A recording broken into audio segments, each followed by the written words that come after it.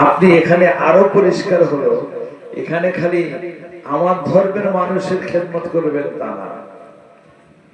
এই রাসূলের পাক সাল্লাল্লাহু আলাইহি ওয়াসাল্লামের প্রফেট মুহাম্মদ সাল্লাল্লাহু আলাইহি ওয়াসাল্লামের কথা থেকে প্রমাণ হয়, এখানে রাসূলুল্লাহ বলেছেন প্রতিবেশী, খালি প্রতিবেশী শব্দ বলে ছেড়ে দিয়েছে।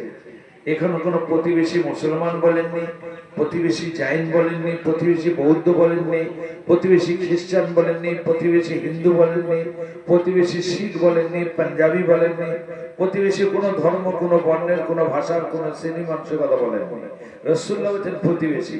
তাহলে এই হাদিস থেকে প্রমাণ হয় যে আমরা প্রতিবেশী যে কোনো মানুষকে, সে হিন্দু হোক, জৈন হোক, বৌদ্ধ হোক, খ্রিস্টান হোক, ইহুদি হোক, নাসারা হোক, আপনার শূদ্র হোক, নমশূদ্র হোক, মেথর হোক আর মেথরের ছেলে হোক, আপনার কি বলে ঝাড়ুদার হোক, ঝাড়ুদারের ছেলে হোক, যে যে শ্রেণীর, যে যে ভাষার, যে যে বর্ণের, যে যে ধর্মেরই হোক না কেন, তাকে যদি আমরা সাহায্য সহযোগিতা করি, তাহলে আমাদের নামটা স্রষ্টার দপ্তরে, আল্লাহর দপ্তরে কামিল মুমিন হিসেবে লেখা।